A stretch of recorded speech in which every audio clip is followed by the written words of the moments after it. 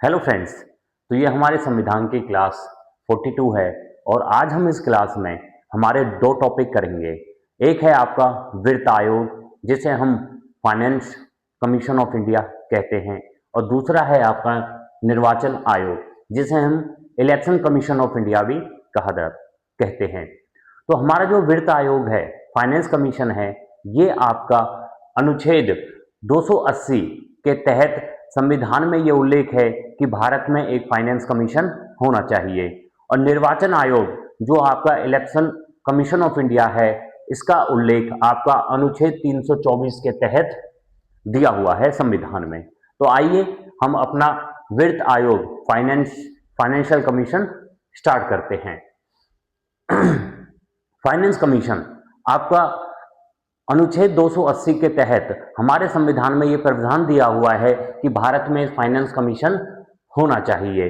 और अनुच्छेद 281 के तहत फाइनेंस कमीशन वित्त आयोग की जो सिफारिशें होती हैं उनका उल्लेख आपका अनुच्छेद 281 में है कि वित्त आयोग किन किन मुद्दों पर अपनी सिफारिश कर सकता है या किन किन मुद्दों पर वो बोल सकता है। उसके बाद आता है कि वित्त आयोग का कार्य क्या होता है। तो वित्त आयोग का कार्य आपका कर, राजस्व व अनुदान सहायता के लिए वितरण की सिफारिश करना, मतलब केंद्र और राज्य में कर, राजस्व व अनुदान सहायता के वितरण की सहायता करना। उसके बाद आता है कि वित्त आयोग का गठन कौन करता है। तो वित्त आयोग का गठन आपका राष्ट्रपति के द्वारा किया जाता है, और राष्ट्रपति के द्वारा आपका एक सदस्य जो अध्यक्ष होता है, एक अध्यक्ष जो आपका सार्वजनिक कार्यों का अनुभव होना चाहिए, जिसको मतलब एक आपका अध्यक्ष होता है जिसे सार्वजनिक कार्यों का अनुभव होना चाहिए, और 4 आपके अन्य सदस्य होते हैं। तो टोटल 5 इसमें सदस्य होते हैं, एक आपका अध्यक्ष होता है और 4 आपके अन्य सदस्य होते हैं। तो ये जो हमारे 4 अन्य सदस्य होते हैं, ये किन किन फील्ड से आपके आते हैं। जैसे हमारे जो 2 सदस्य होते हैं इसमें, तो 2 सदस्य आपके वित्त व लेखाओं का अनुभव होना चाहिए 2 सदस्यों को। और आपका जो तीसरा सदस्य है, तीसरे सदस्य को वित्तीय विषयों और प्रशासन का व्यापक अनुभव होना चाहिए, और चौथे सदस्य को आपका अर्थशास्त्र का विशेष अनुभव होना चाहिए, मतलब इकोनॉमिक्स का उसे अनुभव होना चाहिए। इस प्रकार राष्ट्रपति के द्वारा वित्त आयोग का गठन किया जाता है, जिसमें आपके 5 सदस्य होते हैं, एक आपका अध्यक्ष होता है, 4 आपके अन्य सदस्य होते हैं। उसके बाद वित्त आयोग का जो गठन किया था सबसे पहले, वो आपका 1951 में किया था। और उस समय 1951 में वित्त आयोग का जब गठन हुआ था तो इसके अध्यक्ष थे आपके केसी नियोगी।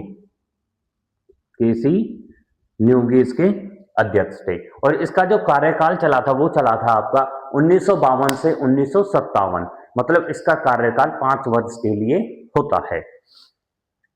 उसके बाद हमारे जो 15वां वित्त आयोग 15वां वित्त आयोग हुआ है, उनके जो अध्यक्ष हैं वो हैं आपके एन के सिंह, और एन के सिंह का जो कार्यकाल चलेगा वो चलेगा आपका 2020 से 2026 में। इसका वित्त आयोग का जो कार्य होता है वो आपका केंद्र व राज्य सरकार के बीच वित्तीय संबंधों को परिभाषित करने के लिए वित्त आयोग का गठन किया जाता है। मतलब केंद्र और राज्य सरकार के बीच जो हमारे वित्तीय संबंध होते हैं उनको परिभाषित करने के लिए वित्त आयोग का गठन किया जाता है। हमारे वर्तमान में 16वें वित्त आयोग का गठन कर दिया था, जो आपका 2026 से 2031 तक रहेगा, और इसके जो अध्यक्ष हैं वो हैं आपके अरविंद पंगडिया। उसके बाद आता है हमारा निर्वाचन आयोग, जिसे हम इलेक्शन कमीशन ऑफ इंडिया भी कहते हैं, जिसका कार्य होता है ये आपका राज्य में, केंद्र में प्रॉपर तरीके से स्वतंत्र रूप से बिना किसी निष्पक्ष के आपके इलेक्शन करवाना या चुनाव करवाना। निर्वाचन आयोग का जो उल्लेख है वो आपके संविधान के आर्टिकल 324 में है। 324 में ये कहा गया है कि चुनाव करवाने के लिए, निष्पक्ष चुनाव करवाने के लिए संविधान में निर्वाचन आयोग होना चाहिए। उसके बाद और निर्वाचन आयोग का जो गठन होता है वो आपका राष्ट्रपति के द्वारा किया जाता है। और निर्वाचन आयोग का जो प्रावधान है, जो प्रावधान लिया हुआ है हमने, जो स्रोत है ये आपका ब्रिटेन देश से लिया हुआ है। ब्रिटेन देश से निर्वाचन आयोग का प्रावधान लिया हुआ है। उसके बाद अनुच्छेद 326 के तहत, अनुच्छेद 326 के तहत निर्वाचन आयोग का जो कार्य है वह आपका विधानसभा और लोकसभा के इलेक्शन के लिए जो मतदान की सूची होती है उस सूची को तैयार करना। मतलब अनुच्छेद 326 के तहत विधानसभा और लोकसभा के लिए मतदान सूची तैयार करना। फिर आता है अनुच्छेद 329। अनुच्छेद 329 में ये उल्लेख है कि निर्वाचन के समय अगर किसी जैसे विधानसभा, लोकसभा, विधान परिषद इनमें चुनाव हो रहा है और चुनाव के समय कोई भी विवाद होता है तो विवाद का निपटारा आपका सुप्रीम कोर्ट में होगा। जैसे आपका राष्ट्रपति और उपराष्ट्रपति के चुनाव में जो भी आपका विवाद होता था उस विवाद का निपटारा आपका कहां पे होता था? सुप्रीम कोर्ट में होता था। उसी प्रकार से निर्वाचन के समय अगर कोई भी विवाद होता है तो अनुच्छेद 329 के तहत उसका निपटारा आपका कोर्ट में होगा। फिर आता है कि हमारा जो निर्वाचन आयोग है, निर्वाचन आयोग एक संवैधानिक संस्था है। संवैधानिक संस्था मतलब इसे एक प्रॉपर तरीके से ब्रिटेन से लिया हुआ है और अनुच्छेद 324 के तहत संविधान में यह उल्लेख किया हुआ है कि भारत में निर्वाचन आयोग होना चाहिए। उसके बाद आता है कि विधान परिषद।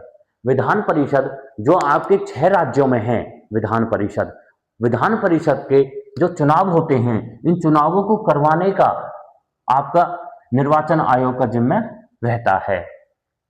उसके बाद निर्वाचन आयोग का जो चेयरमैन होता है वो आपका मुख्य निर्वाचन आयोग कहते हैं। और मुख्य निर्वाचन आयोग आपकी इसकी जो शर्तें होती हैं या इसका जो कार्यकाल होता है वो आपका निर्धारित किया जाता है संविधान के द्वारा। मतलब जो आपका निर्वाचन आयोग है, निर्वाचन आयोग का जो चेयरमैन है जिसे हम मुख्य निर्वाचन आयोग कहते हैं, इसकी जो शर्तें होती हैं या इसका जो कार्यकाल होता है वो आपका निर्धारित किया जाता है संविधान के द्वारा। इसके जो कार्य होते हैं, निर्वाचन आयोग के कार्य होते हैं वो होते हैं आपके स्वतंत्र व निष्पक्ष चुनाव करवाना। मतलब विधानसभा, लोकसभा जो भी ये चुनाव करवाते हैं इनका ये जिम्मा होता है कि ये एक स्वतंत्र और निष्पक्ष बिना किसी का पक्ष लिए ये चुनाव करवाएं।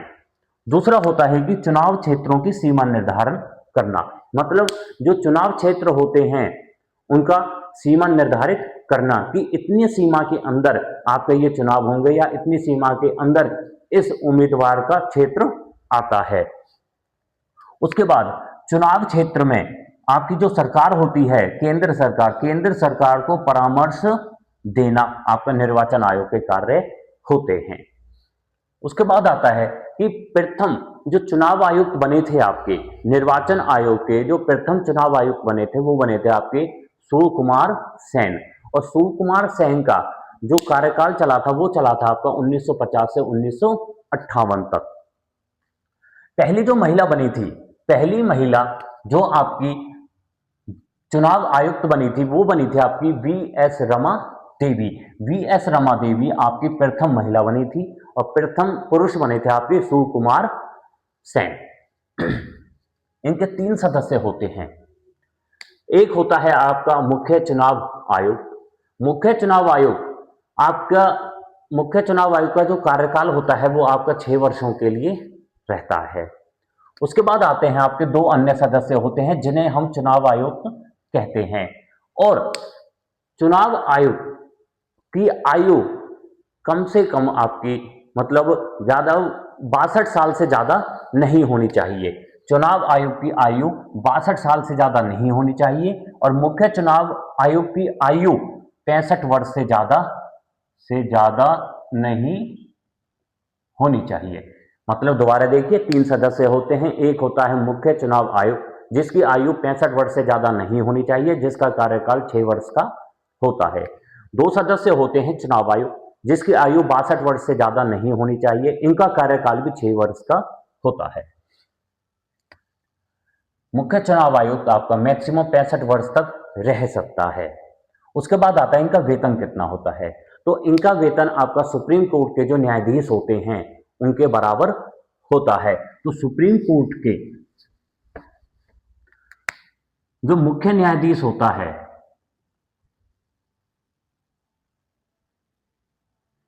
मुख्य न्यायाधीश सुप्रीम कोर्ट का जो मुख्य न्यायाधीश होता है, चीफ जस्टिस ऑफ इंडिया होता है, उसका जो वेतन होता है वो होता है आपका 2,80,000 रुपए।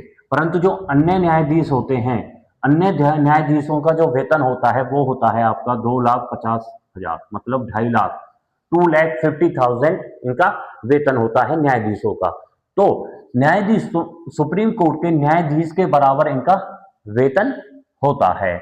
इनको हटाया जाता है, इनको उसी तरीके से हटाया जाता है जिस तरीके सुप्रीम कोर्ट के न्यायाधीश को हटाया जाता है। उसके बाद आता है कि इनका जो कार्य होता है, निर्वाचन आयोग का जो कार्य होता है वो आपका चुनाव चिन्ह, किसी भी पार्टी को या किसी भी उम्मीदवार को जो चुनाव लड़ रहा है उसको चुनाव चिन्ह, आपका चुनाव चिन्ह देना या राजनीतिक दलों को मान्यता देना। उसके बाद आता है कि हमारा जो वर्तमान में है, वर्तमान में हमारे 26वें निर्वाचन आयोग के अध्यक्ष जो हैं वो आपके ज्ञानेश कुमार हैं। ज्ञानेश कुमार आपके चुनाव आयुक्त हैं, मुख्य चुनाव आयुक्त।